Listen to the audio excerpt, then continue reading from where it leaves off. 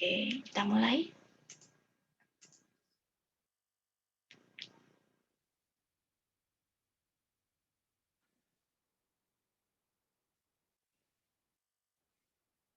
Oke, untuk bedah berkas lamaran kerja sebentar.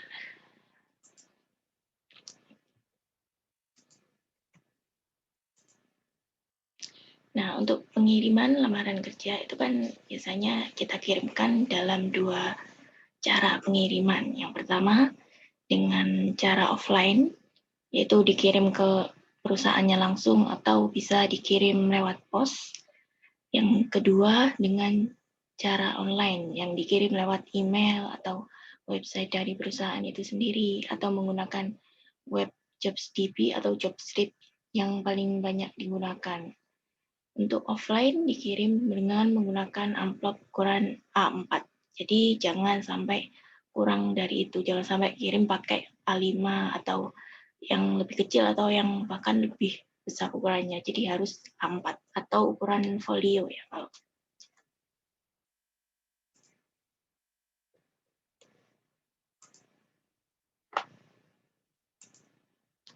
Nah, untuk pengiriman lamaran kerja secara offline itu berisi CV atau kurikulum vitae yang kita kenal dengan daftar riwayat hidup.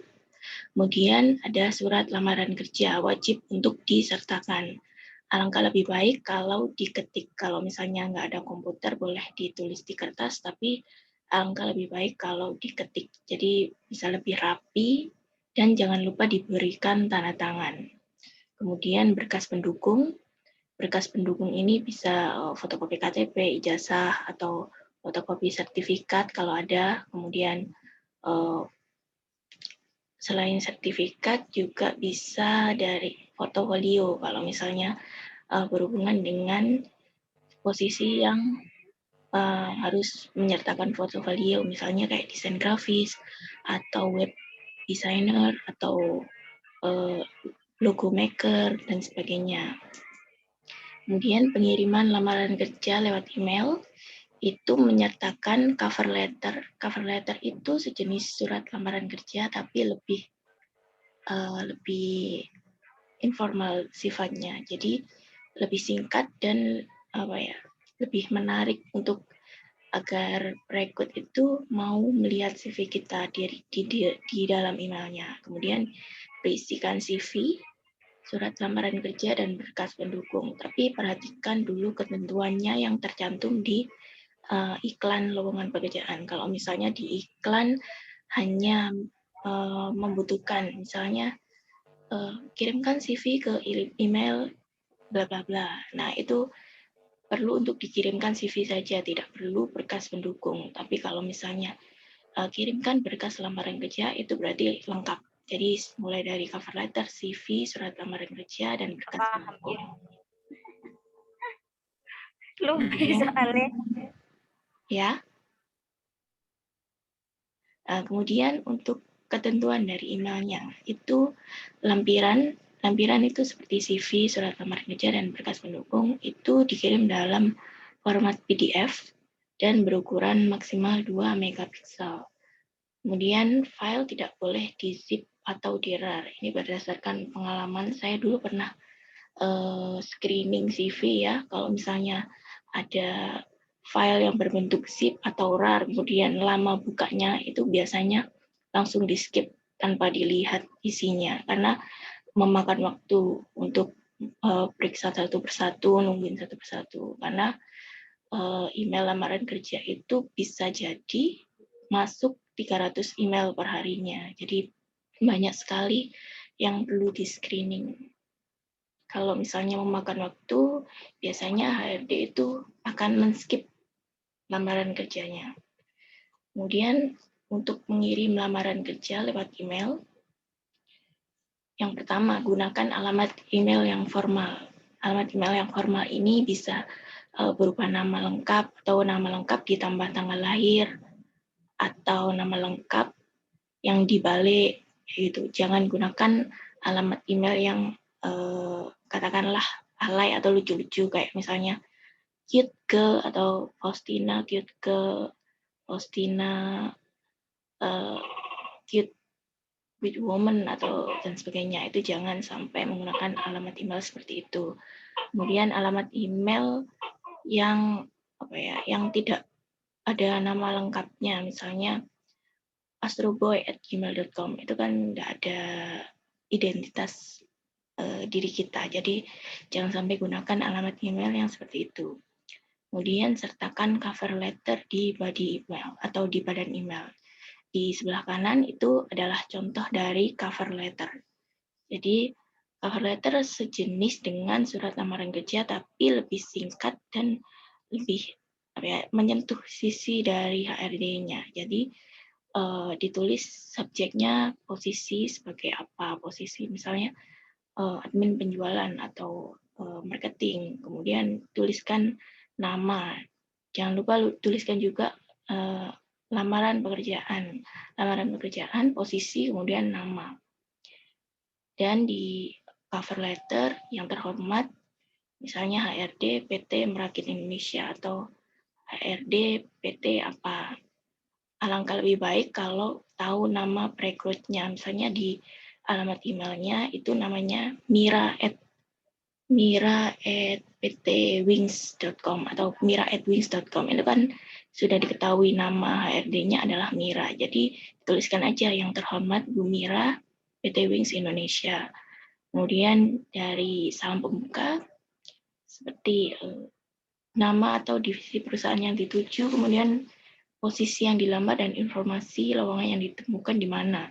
Misalnya saya menemukan informasi lowongan kerja di Instagram apa gitu ya, di media sosial beberapa hari yang lalu. Karena itu saya mengirim email dengan maksud mendaftarkan diri sebagai posisi apa gitu. Kemudian disertakan alasan mengapa kamu cocok dengan perusahaan tersebut, misalnya mencantumkan keahlian atau misalnya lulusan mana, kemudian apa yang bisa kamu berikan atau kamu sumbangkan ke posisi tersebut agar HRD itu tertarik untuk merekrut. Kemudian di paragraf terakhir sertakan ucapan terima kasih dan penutup. Kemudian jangan lupa berikan signature berupa nama lengkap dan kontak yang bisa dihubungi. Kemudian lampirkan juga CV dengan nama dokumen yang jelas. Misalnya CV terus nama. Jangan sampai dokumen ini diberikan nama yang asal-asalan. Misalnya untitled 1 atau misalnya CV aja gitu. Jangan. Jadi kasih nama file yang lengkap biar nanti kalau misalnya CV itu diterima oleh HRD, di-download, HRD-nya tidak susah untuk mencari CV kamu di komputernya.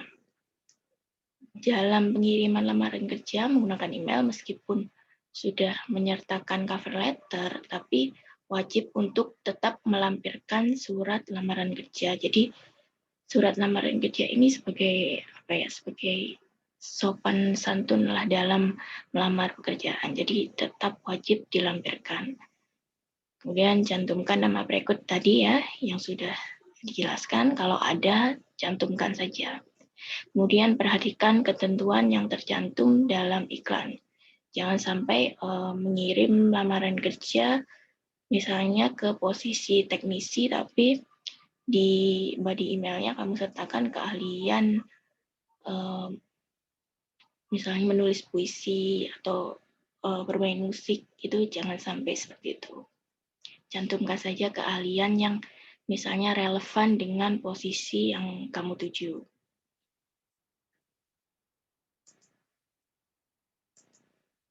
Kemudian dalam penulisan CV ada beberapa hal yang perlu diperhatikan. Yang pertama dari segi desain. Jadi gunakan desain yang sederhana. Desain yang sederhana seperti menggunakan background warna putih, kemudian tulisan yang jelas, dan desain yang kreatif sebenarnya boleh-boleh saja. Kalau misalnya kamu melamar sebagai graphic designer atau bagian kreatif, itu boleh menggunakan desain yang warna-warni atau banyak gambarnya, tapi jangan sampai terlalu ramai sehingga HRD itu kebingungan untuk membaca CV kamu. Kemudian jangan gunakan font Times New Roman. Jadi font Times New Roman ini hanya dipergunakan di surat lamaran kerja. Kalau di surat lamaran kerja masih boleh. Tapi kalau untuk di CV jangan gunakan font Times New Roman karena terlalu formal dan terlalu kuno untuk dipakai di CV. Boleh pakai font Verdana atau TW Sen atau Calibri boleh, atau adalah nanti saya tunjukkan font-font yang bisa digunakan dalam penulisan CV. Kemudian untuk kontennya maksimal 2 halaman. Kalau misalnya fresh graduate, alangkah lebih baik kalau hanya 1 halaman saja. Kalau 2 halaman, pastikan untuk isinya itu berbobot dan ada nilai tambahnya. Kemudian jangan bikin essay. Jadi maksudnya adalah misalnya kamu nulis pengalaman kerja sebagai admin penjualan. Jadi cukup jelaskan job desk apa saja, kemudian pencapaiannya apa saja, tapi jangan sampai terlalu panjang sehingga seperti sebuah essay. Jadi bikin poin-poin menggunakan bullets, poin yang titik-titik itu boleh. Kemudian sesuaikan dengan iklan lowongan kerja. Tujuan dari penulisan CV adalah membuat perekrut tertarik untuk lanjut ke tahap wawancara. Jadi yang pertama dilihat seorang HRD atau seorang rekruter itu pasti dari CV. Dan biasanya yang langsung dilihat adalah pengalaman kerja atau keahlian yang ditulis dalam CV. Jadi buatlah rekrut tertarik untuk nelpon. Jadi pada prinsipnya CV tidak harus lengkap. Tidak harus lengkap, maksudnya kamu tidak perlu mencantumkan pendidikan mulai dari TK sampai SMP, itu tidak perlu. HRD tidak akan mau tahu untuk informasi seperti itu sebenarnya.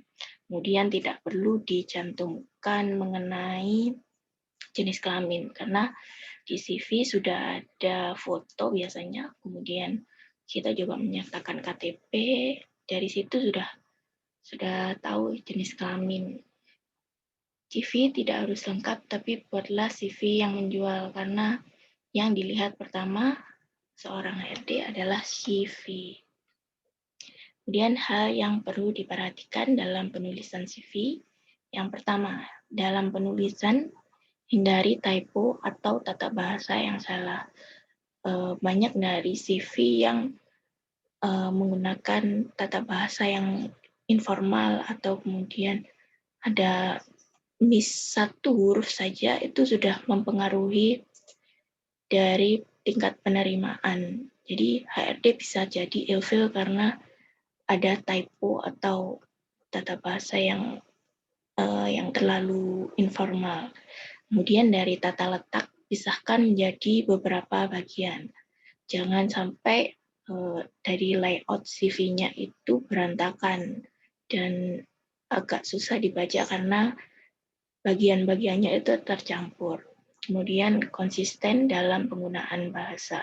Kalau misalnya lamaran kerja, dari iklan lowongan kerjanya bahasa Inggris, kemudian mensyaratkan kemampuan bahasa Inggris. Alangkah lebih baik kalau menggunakan bahasa Inggris dari atas sampai ke bawah. Kalau misalnya tidak begitu ahli dalam bahasa Inggris, bisa gunakan bahasa Indonesia, tapi konsisten dari mulai atas sampai bawah itu gunakan bahasa Indonesia. Dari surat lamaran kerjanya juga gunakan bahasa Indonesia. Jadi jangan dicampur-campur. Kalau misalnya atasnya bahasa Indonesia, kemudian ada istilah bahasa Inggris, kemudian di bawahnya lagi pakai bahasa Indonesia lagi, itu jangan sampai seperti itu. Kemudian struktur dari CV. Yang pertama, tentang saya. Tentang saya ini bisa diisi data diri dan kontak. Kemudian diisi sekilas tentang saya. Data diri ini seperti foto. Kalau di culture Indonesia masih gunakan foto di CV ya. Kemudian nama lengkap, tidak perlu cantumkan nama panggilan, tidak perlu. Kemudian cantumkan juga tempat tanggal lahir karena biasanya mensyaratkan untuk umur. Kemudian cantumkan juga alamat dan kontak yang dihubungi. Kontak yang bisa dihubungi misalnya email, WhatsApp, atau LinkedIn. Jadi kalau misalnya punya akun LinkedIn itu bisa juga disertakan karena akan terlihat lebih profesional. Kalau misalnya nggak punya LinkedIn, alangkah lebih baik kalau segera membuat, tapi tidak wajib. Kemudian sekilas tentang saya. Oh ya, tambahan lagi untuk kolom agama dan status itu biasanya tidak perlu disertakan. Sebenarnya tidak perlu disertakan, tapi lihat lagi dari iklan lowongannya. Kalau misalnya dari iklannya mensyaratkan agama tertentu atau status perkawinan tertentu, itu boleh untuk disertakan. Tapi kalau tidak mensyaratkan itu, tidak perlu untuk disertakan karena bisa menyebabkan bias dalam screening dari CV. Kemudian diisi sekilas tentang saya. Sekilas tentang saya ini maksudnya dalam satu paragraf yang singkat. Misalnya, saya adalah lulusan dari sini. Kemudian saya ahli dalam memasarkan produk atau menjual sesuatu atau ya yang bisa bikin CV kamu ini lebih mencuri perhatian gitu. Jadi sekilas tentang saya, sesuaikan juga dengan posisi yang akan kamu lamar. Kemudian dari yang seksian kedua, riwayat pendidikan. Cukup cantumkan pendidikan terakhir atau pendidikan yang relevan. Misalnya pendidikan terakhir saya S1 Bahasa Inggris. Tapi saya ingin melamar dari posisi desain grafis karena di SMA saya di SMK saya jurusan MM. Jadi saya gunakan SMK MM itu saya cantumkan, kemudian S1 Bahasa Inggris tetap saya cantumkan. Kalau misalnya dari lulusan S1 Bahasa Inggris saya melamar dalam posisi translator itu saya cantumkan S1 Bahasa Inggrisnya saja. Kemudian bagian ketiga, pengalaman itu bisa pengalaman kerja, pengalaman magang, pengalaman organisasi, atau kursus dan pelatihan. Pengalaman kerja ini pekerjaan sebelumnya minimal 1 tahun itu boleh ditulis di pengalaman kerja. Kemudian pengalaman magang itu seperti prakerin, volunteer, atau pekerjaan yang kurang dari 6 bulan. Kemudian pengalaman organisasi seperti ikut OSIS atau Karang Taruna itu boleh. Karang Taruna itu tapi masih ini ya, dilihat dulu dari posisi yang dilamar apa. Kemudian bisa dari organisasi komunitas atau apa yang relevan saja yang dicantumkan. Kemudian kursus atau pelatihan, alangkah baiknya kalau menyertakan juga sertifikat dari pelatihan tersebut. Kemudian bagian terakhir adalah keahlian. Bisa dicantumkan kalau ada nilai tambah dan relevan. Keahlian ini juga bisa berupa hobi, misalnya punya hobi fotografi, kemudian melamar jadi fotografer media. Itu bisa dicantumkan. Jangan lupa cantumkan juga portofolio untuk menambah nilai. Kemudian bisa ditambahkan rating bintang hanya kalau ada bukti atau nilai sertifikat. Misalnya untuk keahlian bahasa Inggris, ada buktinya dari sertifikat TOEFL atau TOEIC. Itu dari skor TOEFL-nya dinilai berapa bintang yang bisa dicantumkan di situ. Dan segala sesuatu yang dicantumkan di CV harus mempunyai nilai tambah. Jangan mencantumkan hal-hal yang sekiranya hanya menambah-nambah biar CV itu lengkap. Jadi CV itu segala sesuatunya harus ada nilai tambah, bukan wajib untuk lengkap. Kemudian ini untuk penulisan pengalaman kerja, magang, atau organisasi. Jadi diurutkan dari yang terbaru, bukan dari yang paling paling berkesan atau paling wow gitu. Jadi urutkan dari yang terbaru. Kemudian tuliskan posisi dan periode atau lama bekerja. Kemudian tambahkan deskripsi pekerjaan yang pernah dilakukan itu seperti apa. Kemudian tambahkan pencapaian atau prestasi. Kalau ada, cantumkan bukti atau fakta berupa angka atau data. Ini adalah contoh dari penulisan pengalaman kerja, misalnya posisi sebagai admin penjualan. Bekerjanya pada tahun 2017 sampai 2020.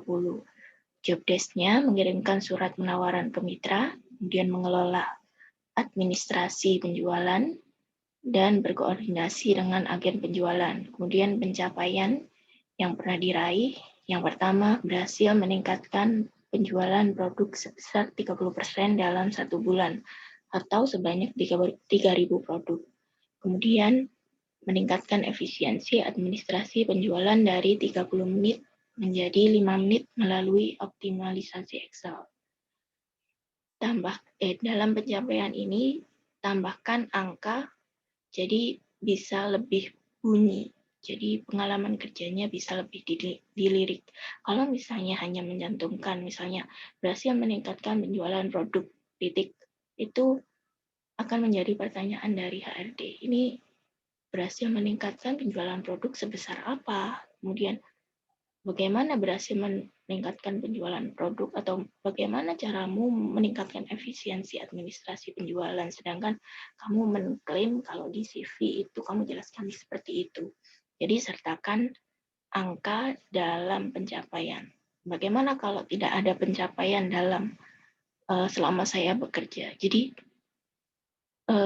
pintarlah untuk menggali-gali. Jadi pencapaian yang saya lakukan selama saya bekerja itu apa?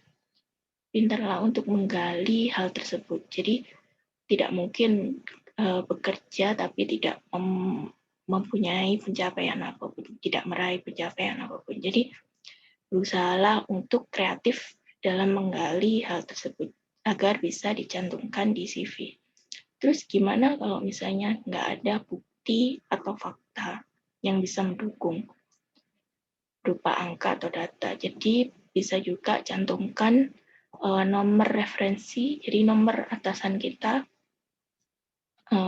untuk dicantumkan di pengalaman kerja atau magang atau organisasi ini. Jadi cantumkan juga nomor referensi dari atasan tersebut. Jadi suatu saat kalau misalnya HRD ingin menelpon referensi, bisa langsung melihat dari CV. Nah, sumber bacaan dari materi-materi ini saya dapatkan dari praktisi HRD, dari Instagram terminal HRD_official dan SRL 789. Jadi 2 akun ini yang banyak membahas tentang lamaran pekerjaan. Ada juga tips-tips dari wawancara, kemudian tips-tips untuk nego gaji atau penandatanganan kontrak kerja. Banyak sekali yang bisa dibaca dari 2 akun ini. Nah, sekarang kalau misalnya ada pertanyaan boleh langsung nyalakan mic atau boleh diketik di kolom chat. Silakan kalau ada pertanyaan.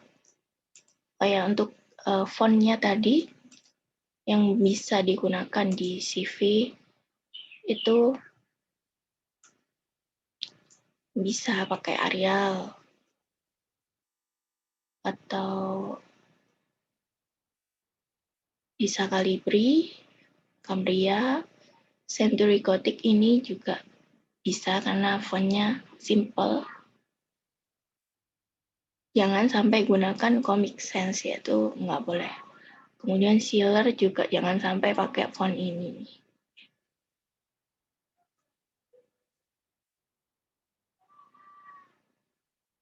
Boleh juga pakai Futura.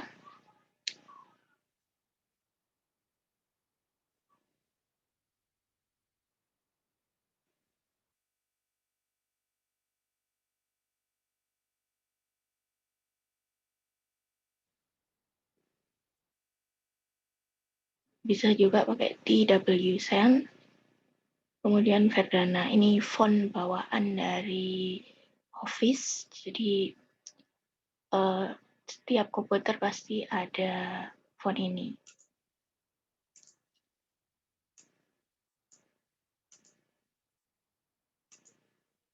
Silakan kalau ada pertanyaan.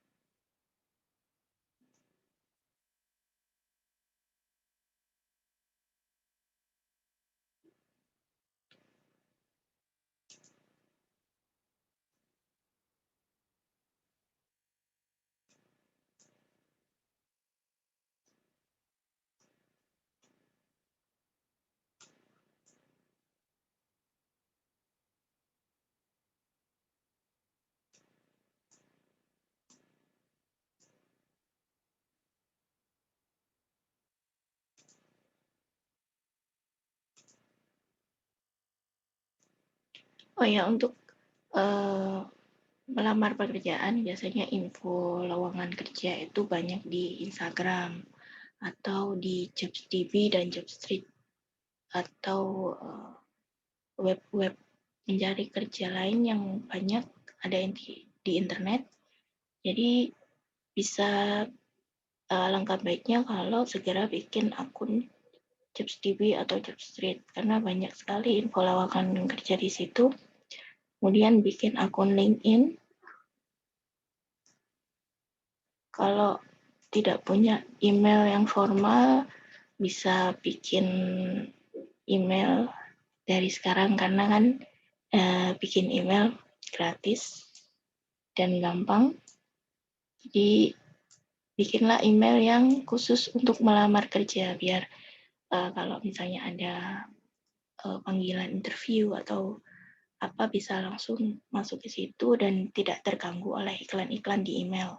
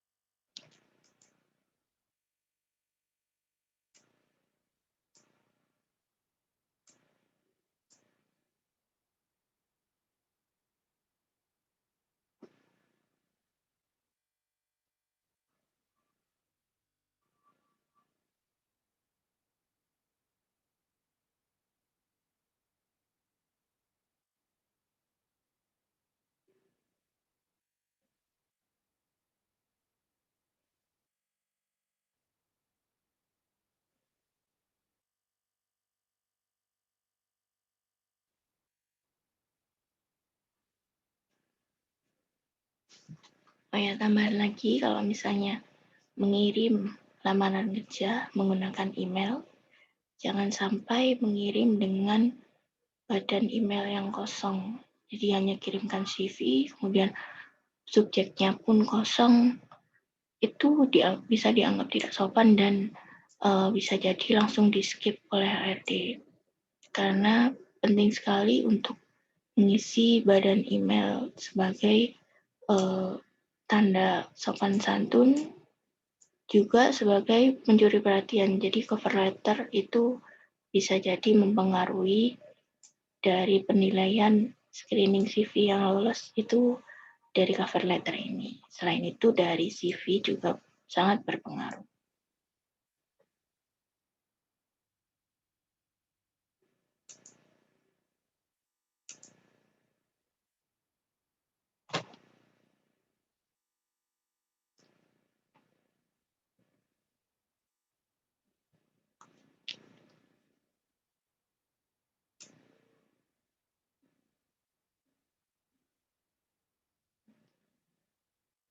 Untuk materi nanti akan saya share di grup, kemudian nanti rekamannya bisa diakses di YouTube juga, biar bisa dilihat nanti. Atau suatu saat kalau misalnya ada. Oh, ini ada pertanyaan dari Siti Aisyah. Saya ingin menanyakan jika fresh graduate ingin melamar di pekerjaan yang berbeda dengan pengalaman. Contoh pendidikan multimedia dan pengalaman yang berhubungan dengan multimedia, tapi ingin melamar pekerjaan yang berhubungan dengan akuntansi. Maka apa yang harus dicantumkan di bagian keahlian Bu dan pengalaman? Oh, jadi lulusan dari MM tapi ingin melamar ke akuntansi. Ya, jadi yang harus dicantumkan ini serupa dengan pengalaman pribadi sih. Jadi saya juga lulusan dari MM, saya juga pernah melamar ke bagian admin gudang kalau nggak salah. Jadi yang saya cantumkan di bagian keahlian atau pengalaman, ini kan pengalaman kalau fresh graduate masih belum ada. Jadi di bagian keahlian saya cantumkan sertifikat. Dulu kebetulan pas SMK ada kursus akuntansi, itu saya cantumkan kalau misalnya pernah mengikuti kursus akuntansi atau memiliki keahlian dalam penggunaan Excel atau penulisan accounting, penulisan buku jurnal seperti itu. Itu bisa juga dicantumkan.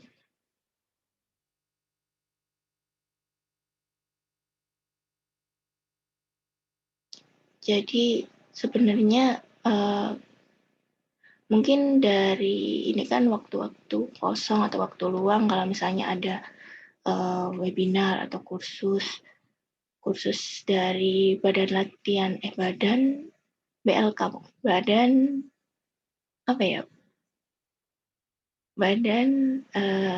BLK dari kabupaten itu biasanya mengadakan kursus. Ada pernah kursus akuntansi, kursus tata rias, kursus otomotif, itu alangkah baiknya diikuti kalau misalnya ada waktu luang. Jadi nanti sertifikatnya itu bisa digunakan ketika melamar pekerjaan yang tidak sesuai dengan jurusan kita. Gitu.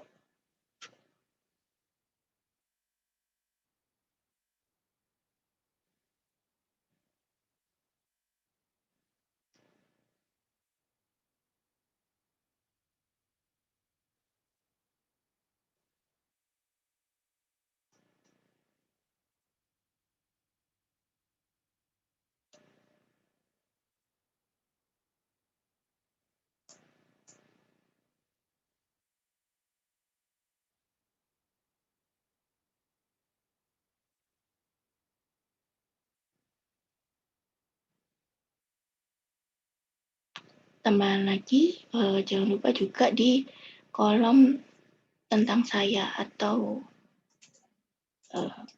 kolom sekilas tentang saya ini.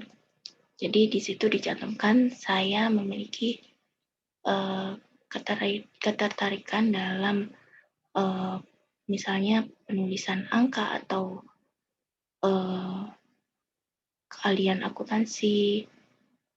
Cantumkan juga di situ pernah memiliki pengalaman sebagai bendahara atau memiliki keahlian dalam pembuatan jurnal akuntansi dan sebagainya, itu juga bisa. Jadi pintar-pintarnya kita untuk menuliskan di CV itu apa. Jadi kalau misalnya tidak ada pengalaman, jadi ditulis di bagian lain.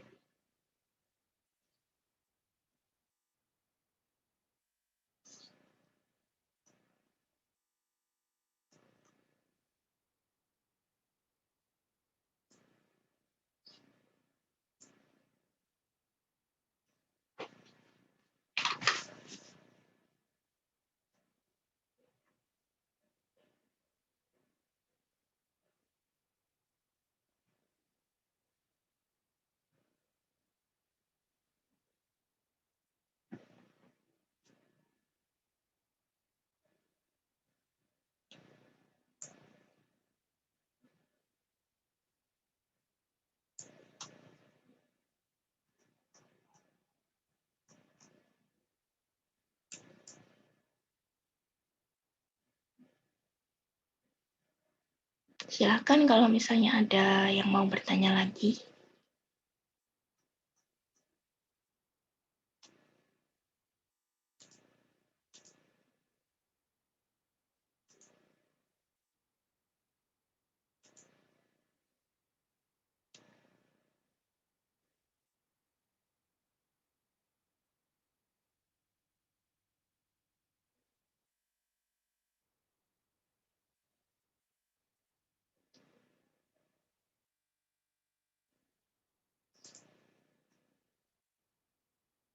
Dari Ilham Alfarisi, TITL 2, aku mau tanya kalau misal kita punya pengalaman di bidang tertentu, tapi tidak punya bukti seperti sertifikat atau semacamnya, bagaimana Bu?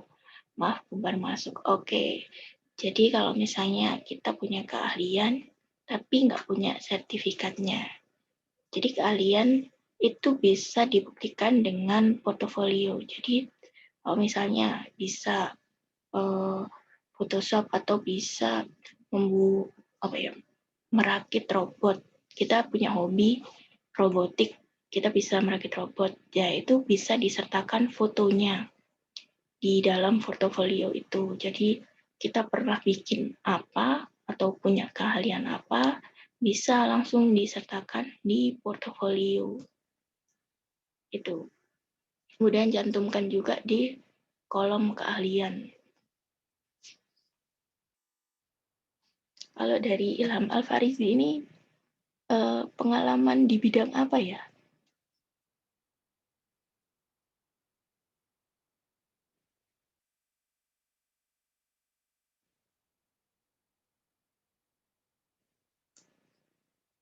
Kalau pernah pernah magang di PLN. Jadi bisa juga dicantumkan di bagian pengalaman magang. Kalau magang di PLN harusnya dapat sertifikat sih.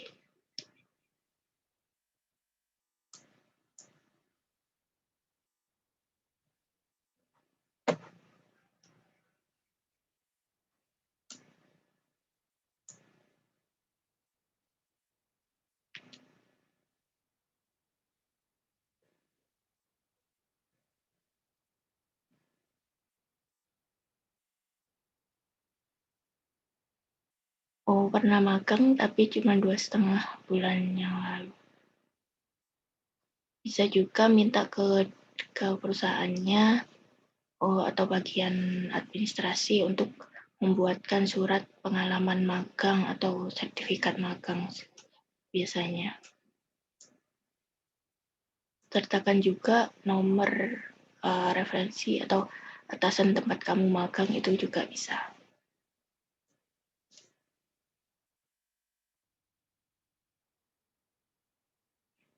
Di mana kita bisa mencari informasi tentang webinar-webinar yang diselenggarakan oleh pemerintah. Jadi beberapa bulan yang lalu itu ada webinar tentang digital talent dari Kominfo. Itu dapatnya dari Instagram, banyak sekali info-info webinar di Instagram. Bisa dari akun ofisialnya atau dari akun-akun Instagram yang khusus men-share webinar-webinar seperti itu. Dan banyak diantaranya yang memang ada sertifikatnya, jadi alangkah lebih baik kalau diikuti sekaligus menambah wawasan.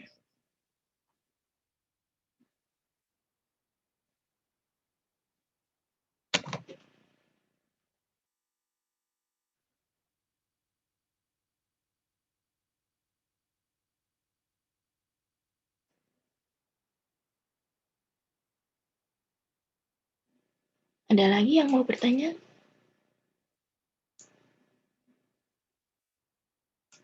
Atau mungkin ada yang mau share pernah melamar ke perusahaan ini, itu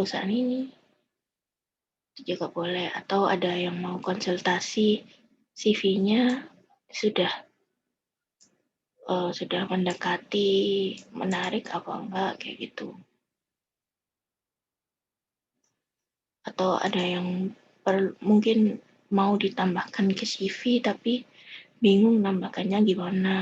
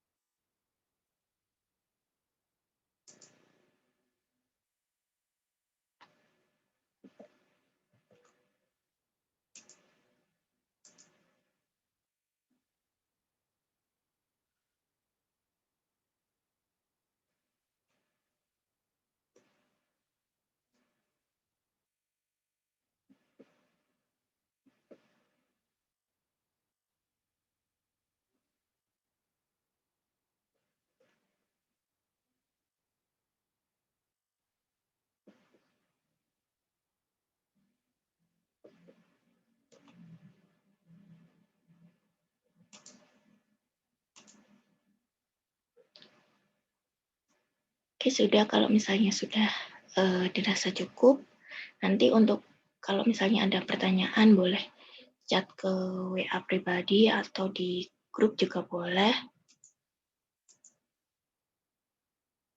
Atau kalau misalnya mau konsultasi CV atau surat lamaran kerja boleh melalui WhatsApp yang kemarin di pamflet ya, di keterangan pamflet. Langsung WhatsApp di situ. Kemudian mohon bantuannya untuk mengisi kuesioner melalui link bit.ly/selesai BBLK. Di situ bisa ada kolom untuk mengisi nomor HP dan pertanyaan yang kemarin bisa dijawab lagi. Jadi pertanyaan kemarin kan masih belum dapat materi, kemudian diberikan materi, kemudian diberikan pertanyaan lagi. Kalau misalnya ada wawasan baru atau ilmu baru, nanti bisa dengan mudah untuk menjawab pertanyaan itu. Jadi ada peningkatan nilai di situ. Pengisian kuesioner bisa melalui link bit.ly/selesai BBLK. Bisa juga konsultasi melalui WhatsApp di nomor yang tertera di grup. Tidak saya cantumkan di sini karena takutnya ini kan nanti di upload di YouTube nanti kesebar. Ya, saya menerima konsultasi CV atau lamaran kerja. Jadi boleh kalau misalnya tanya-tanya atau konsul boleh melalui WhatsApp saya. Oke, sekian. Terima kasih atas partisipasinya. Terima kasih atas partisipasinya hari ini. Semoga ilmu yang didapatkan bisa diterapkan ketika melamar pekerjaan. Terima kasih. Wassalamualaikum warahmatullahi wabarakatuh. Selamat pagi.